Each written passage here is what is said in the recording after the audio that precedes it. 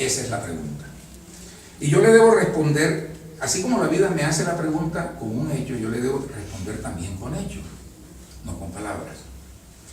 Entonces nuestra respuesta debe cumplirse mediante una acción. Y eso nos obliga a responsabilizarnos por nuestra vida. Yo no me responsabilizo por mi vida si no estoy respondiendo. Acuérdense que responsabilidad viene de respuesta. Si yo respondo al hecho concreto que me trae la vida, y decíamos en la sesión pasada, decíamos, si uno asumiera los hechos que la vida le trae sin pensar que sea bueno o malo, no dividiría la vida. Entonces no, aquí yo cojo lo bueno y desecho lo malo, estoy partiendo la vida. Pero si yo me olvido de qué es bueno o qué es malo y simplemente respondo a ese hecho, ¿no? Entonces de esa manera decíamos que una acción, y eso nos obliga a responsabilizarnos por nuestra vida. Nuestra acción es, por tanto, tomada de la vida.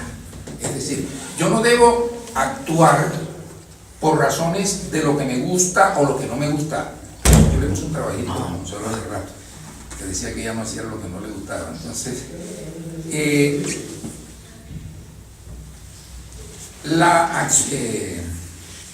nuestra acción es, por tanto, tomada de la vida. La vida es la que me está induciendo, porque me presenta un hecho. Yo no voy a decir, esto no lo quiero, no me gusta, entonces no respondo. Ahí me voy quién sabe para dónde. Entonces, fíjense que la vida me está trazando, con el hecho que me presenta, me está trazando, me está diciendo, Señor, aquí está. Usted tiene que responder de acuerdo. ¿Por qué? Porque los hechos son hechos, independientemente de que nos gusten o nos disgusten. Es un hecho concreto. Entonces, nuestra acción es, por lo tanto, tomada de la vida, es decir, relacionada directamente con el hecho que se presentó. No con lo que me gustó o me disgustó, no con lo que yo ya quería persiguiendo. No, aquí en el ahora, esta vida me trae esto, y lo que yo voy a contestarle a la vida mediante mi acción tiene que ser relacionada con ese hecho que la vida me trajo. ¿Esto es claro? ¿Sí? Bueno. El lugar de donde debemos extraer nuestra respuesta ante ese hecho está presente en la estructura de nuestro ser.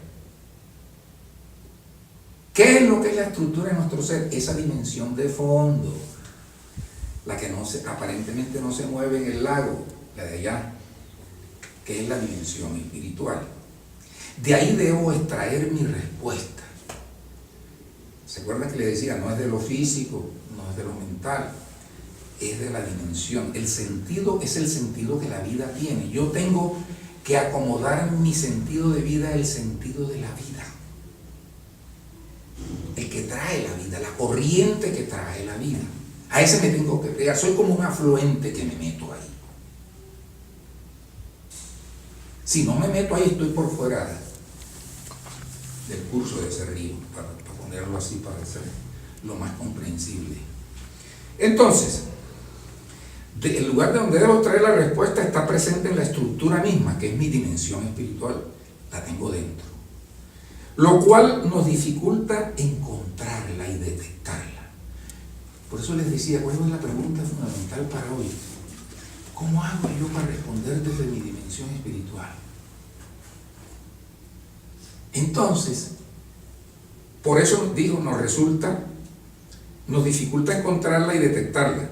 Es decir, sacarla de la sombra de su latencia. Está latente y en la sombra. De ahí tengo que sacarla.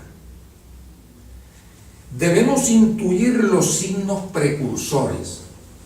Por eso les decía en la sesión pasada que la intuición era más certera que la razón en su campo. La intuición en su campo es más certera que la razón en su campo. Entonces, decíamos que debemos intuir esos signos precursores de un sentido latente de vida, porque habitualmente hacia allá no miramos ni indagamos mucho, es decir, hacia adentro. No miramos ni indagamos mucho. ¿Por qué? Porque no ocupa el centro visible de nuestros intereses. Nuestros intereses casi siempre los tenemos por fuera. Entonces, si no son el centro visible de nuestros intereses, habitualmente no miramos. ¿Cuándo miramos? Cuando yo me autoobservo y soy sincero ante lo que estoy sintiendo y lo que estoy pensando, y digo, si tengo ira, digo, tengo una piedra que no aguanto, ¿no? Y entonces pues, parece que la piedra como que se me va bajando. Pero nosotros tenemos una piedra y la actuamos casi siempre. Porque no miramos dentro. Porque no nos hacemos conscientes de que hay un interior y que el interior debe ser el que decide.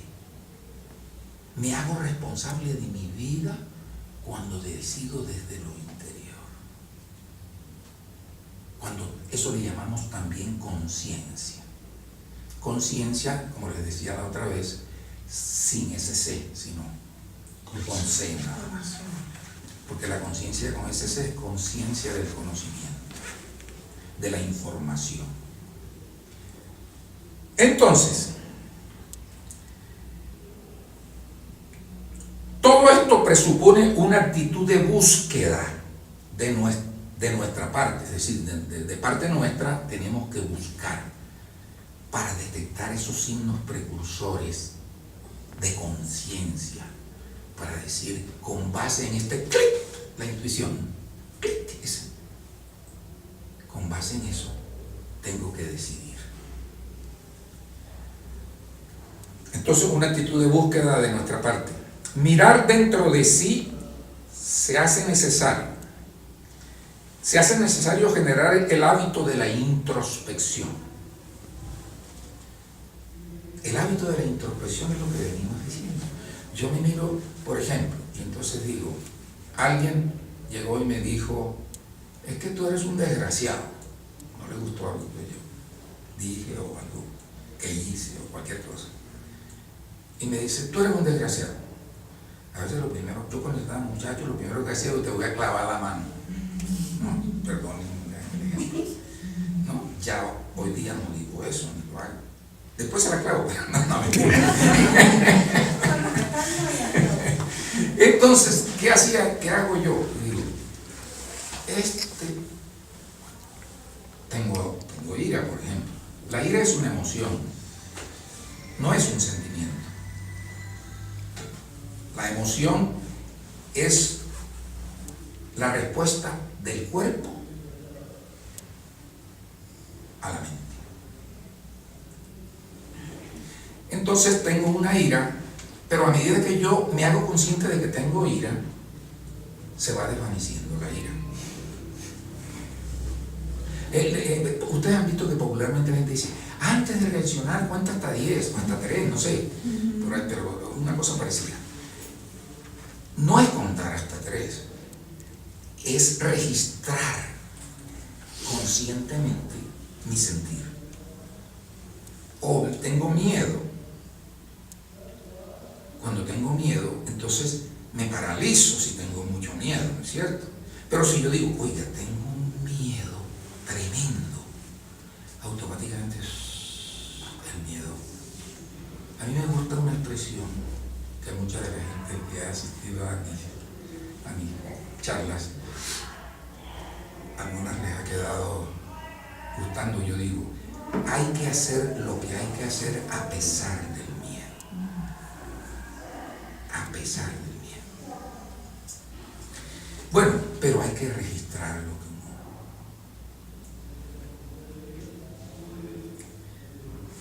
Entonces, esa actitud de introspección a la cual me referí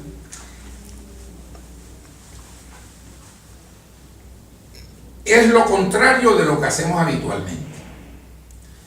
¿Qué es lo que hacemos habitualmente? Reaccionar.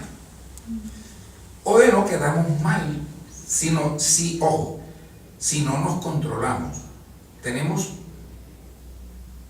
No hay que confundir control o autocontrol con represión. Son dos cosas distintas.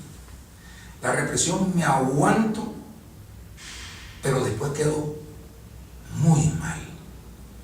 Porque dije, ay, me dijeron esto, yo no hice nada, yo me aguanté, bueno, mejor, así que yo me digo un poco de cosas, pero me reprimí.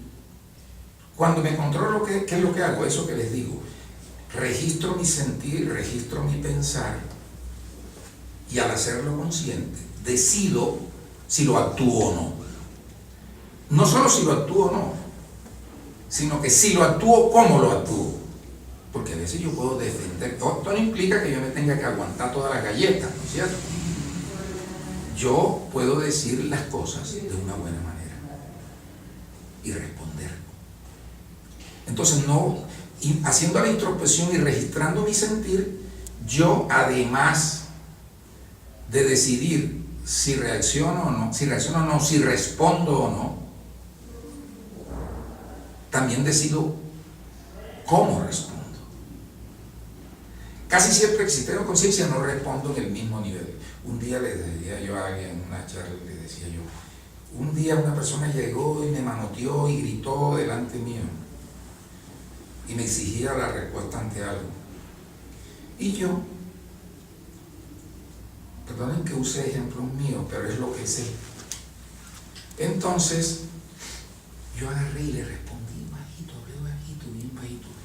Contrastó el grito de esa persona y el manoteo con una palabra bajita y se avergonzó.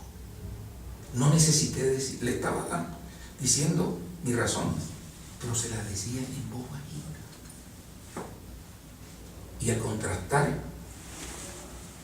su actitud con la mía, se hizo consciente de su actitud él. Entonces, voy a ponerle una analogía, ya estamos terminando, para que sepan.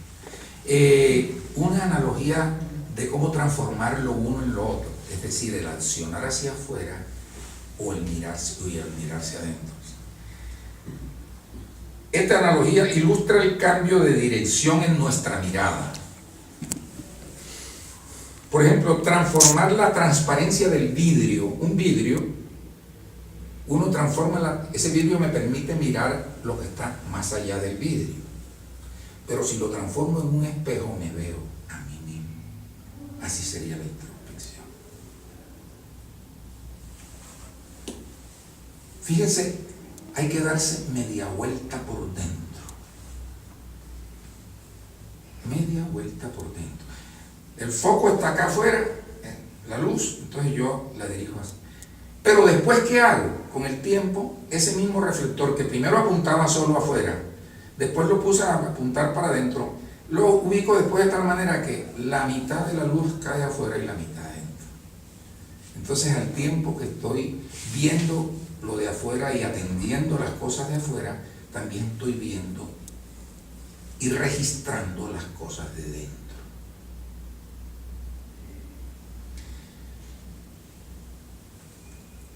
Al hacer eso, vamos a presentir, vamos a intuir la acción que corresponde a ese momento. Entonces, cuando yo hago eso, puedo ver la acción que corresponde, porque me miré dentro y fui consciente de mí y de lo de afuera. ¿Cómo no voy a poder decidir bien si soy consciente de lo de afuera y de lo de dentro? ¿Qué acción voy a tomar? La acción que corresponde a ese momento, y con ello se genera una situación nueva, ya que yo cambio la situación, que a su vez crea una nueva realidad. Ya después mi actitud crea una nueva realidad. De esta manera se facilita que la conciencia fluya en lo que hacemos. Ahí sacamos la conciencia que fluye hacia lo que estamos haciendo. Y si la conciencia sale, estoy actuando con el flujo de esa conciencia, es decir, con el flujo de todo lo grande que hay en cualquier ser humano, que es la conciencia, que es ese ser espiritual del que hemos hablado. La conciencia sin ese ser fluye en lo que hacemos. Al hacernos conscientes de lo que hacemos, nuestros actos se cargan de fuerza y de poder espiritual.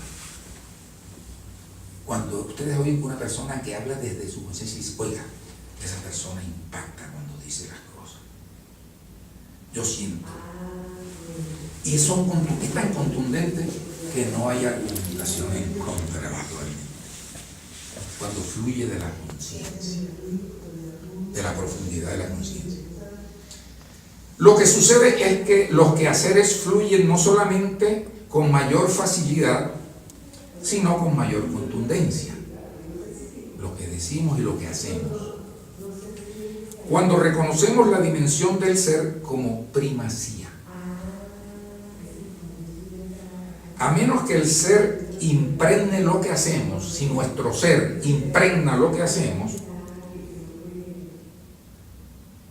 de otra manera nos perdemos en cualquier cosa que hagamos. Es decir, no nos perdemos cuando nuestro ser impregna nuestras acciones. Ahí vamos sobre la ruta, sobre el camino.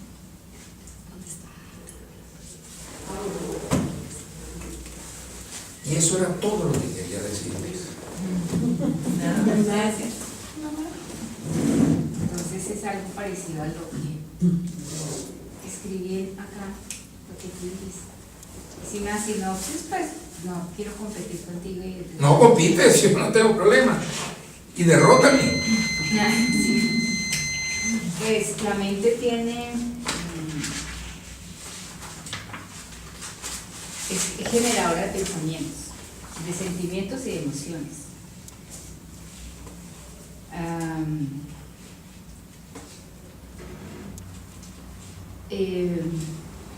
Lo que tú llamas como conciencia es generadora de talentos. Y en la parte espiritual nace el intelecto, la razón, el discernimiento, el control y el gobierno. Entonces, cuando acudimos a nuestra espiritualidad, vamos a desarrollar esta capacidad de intelecto, razonamiento, discernimiento, control y gobierno. O sea, que es lo que tú estás diciendo. Entonces, no es el autocontrol, sino es un gobierno, es una decisión mucho más clara porque viene del interior de nuestro ser. Y esas son las decisiones que son más cercanas a la verdad. No sabemos si son la verdad absoluta, pero por lo menos son más cercanas a la verdad. Y no la mente reactiva que actúa como un animalito y entonces hace esto como una serpiente que tiene, dicen algunos médicos que uno tiene una serpiente en esta parte del cerebro y que se sale como hace la serpiente cada vez que te va a atacar. Entonces es mente reactiva y hay gente que tiene mente reactiva y nunca ha podido controlar, no tiene control de sus actos. Pero más o menos es eso y bueno, les traeré después Muchas gracias, Consuelito, te agradezco mucho tu aporte, muy valioso. El que quiera preguntar, comentar, porque como es espacio de reflexión, ya el hablador terminó, que soy yo. Ahora, el que quiera comentar algo, preguntar algo, completar algo, complementar algo. Yo lo complementaría con un poco en términos de CAF y por qué, digamos, CAF como camino de desenvolvimiento espiritual responde a una expectativa. Está muy asociado con ese digamos, como ir reconociendo el verdadero yo. Y ese verdadero yo como que no tiene que ver tanto con lo que yo pienso, con lo que yo siento, con mi ser físico. O sea, ni mi aspecto mental, ni mi aspecto material. Pero son vitales, porque sin ellos no puedo ser tampoco. Sin ellos no puedo ser. El desenvolvimiento espiritual es entonces un proceso de reconocimiento del verdadero ser, de la verdadera esencia mía, ¿sí? Que es un poco más el que no soy. Porque el que soy finalmente como que nunca lo voy a encontrar, sino que está. Como que nunca lo voy a poder definir, ¿no es cierto? Sino está, y todo el que diga lo estoy achicando, lo estoy limitando. Pero lo que sí no soy, sí sobre ello puedo decir mucho. Puedo decir que no soy, o sea, mi ser no puede ser este cuerpo, con las limitaciones que tiene el cuerpo. Ni de joven, ni de adulto, ni de más mayor. O sea, es como el despertar de la divinidad, está en el interior de uno, en las partes espirituales. Perdón un segundito, Consuelito, que Chucho me recordó algo que lo preguntaron en la sesión pasada, que cuando vino la niña Heidi, ¿qué se llama? Heidi, que dijo, entonces el ego, yo tengo que revisar mi ego. Lo dijo. El ego, ¿saben cuál es el ego? Que es un falso yo, que es cuando uno se identifica con la mente y con el cuerpo. Ese es el ego. En otras partes le dicen la personalidad corriente, etc. ¿Qué es? Es cuando uno se identifica con su cuerpo y con su mente. Aquellos que se vanaglorian de tener una inteligencia están con su ego. Por eso el cuento con los argentinos, ¿no? Que decían cuál es la definición del ego, el argentinito que llevamos dentro.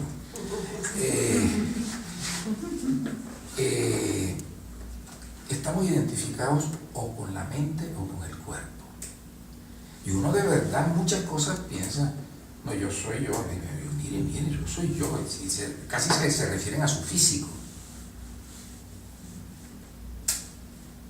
Y otros por su mente, ¿no? Yo soy contundente, yo no me dejo echar vaina de nadie, eso es una vaina reactiva de la mente, emocional. Y cree que eso es ser así, yo soy así, yo soy. La gente no entendió muchas frases de Cristo, de Jesús, que decía, yo soy el que soy. Para la mente racional no tiene aparentemente sentido, pero él se estaba refiriendo a su dimensión espiritual. Y por eso se dice que uno no debe decir, yo soy tal cosa. No. Yo soy. Soy viene de ser. O sea, del ser espiritual. Entonces yo soy. Y esa es la respuesta que él te puede dar para lo que tú hablabas de los poderes supraconscientes que le estaba haciendo un chico al otro chico. Entonces, los mantras, el mantra más sagrado que hay es yo soy el que soy. Entonces tú empiezas cualquier mantra con esa frase, yo soy el que soy. Y todos los libros de mantras de sánscrito, en sánscrito encuentras que siempre cuando tú vas a adquirir poder te tienes que referir a yo soy el que soy, ¿sí? Y empiezas ahí a decretar, porque ya entonces estás decretando, ya tienes el poder. Fíjate que sea real, se obtiene poder cuando se adentra uno en sí mismo, se adquiere el poder. El poder que no tenemos ahorita lo adquirimos cuando nos adentramos en sí mismos. Entonces ahí empieza él a decretar lo que él no quiere que pase. Y por eso en la autoobservación que estaba hablando, ¿No te acuerdas de mi nombre? sí, Patricio, en la autoobservación es tan importante porque no hay nada fuera de tu mente, entonces tú te tienes que confrontar eso. Tú contigo mismo. porque realmente los pensamientos son sustancias químicas y nosotros somos sustancias químicas, entonces nosotros no existimos. Entonces realmente tú no te confrontas con nadie, esto es un holograma. Entonces es un poco complejo, pero Pero en cambio, perdón que te interrumpa porque pues, a estas alturas a mí ya me van las ideas. Me toca cogerlas. Pero es que yo estaba pensando que la realidad es que la vida espiritual es mucho más simple de lo que nos... Digamos que cuando intentamos darle explicación racional, nos perdemos. Porque la realidad es que simplemente pongamos en práctica algo que nos haya... alguna respuesta que nosotros hayamos dado desde la honestidad de nosotros mismos. Algo que dice... pasó algo con una persona que me sacó el mal genio y yo en ese instante tengo la capacidad de reconocer lo que siento, tengo la capacidad de ver al otro y la compasión de entender lo que le pasa, y yo, más allá de una respuesta furiosa o una respuesta de pobretearlo, de quejarme, logro contactar con algo por allá dentro de mí que dice, este ser está muy molesto. Comprenderlo. Y entonces es la comprensión de lo mío y la comprensión del otro, y esos instantes eso es una respuesta desde lo espiritual, más allá de que la entienda en mi razón o no la entienda, es como, y me parece que es muy importante lo que Jesús dice del proceso, o sea, uno no sé, si uno es muy racional, el proceso de lo espiritual toca irlo trabajando para irlo buscando, desde la razón, porque es con lo que tenemos, ¿no? Por eso ahora la última moda en los procesos de paz es no hay víctimas ni victimarios. Entonces, pero claro, aquí es la ley del endonismo. Aquí para los de los FARC y todo no va a haber ley, pero castiguemos al presidente Uribe, que no hizo absolutamente nada por el país, solo cosas malas. Y entonces, claro, pero digamos que esa es una reacción. Yo me puse desde las furiosa porque es que razones. me parece terrible un hombre que se ha esforzado 8 años haciendo cosas que yo lo vi con estos ojos físicos, ¿sí? En mi televisor, en el programa del canal ese, ¿cómo se llama? El colombiano, el canal institucional. Todos los fines de semana el tipo viajaba a una ciudad a escuchar a la gente. Ningún presidente en Colombia lo ha hecho. Pero en todo caso, Y no lo van a desviemos, condenar. pero en todo caso, Ah, Consuelo, sí. no nos orientemos Sí, para sí. un... Para otra cosa, sí. Claro. Y ya tenemos el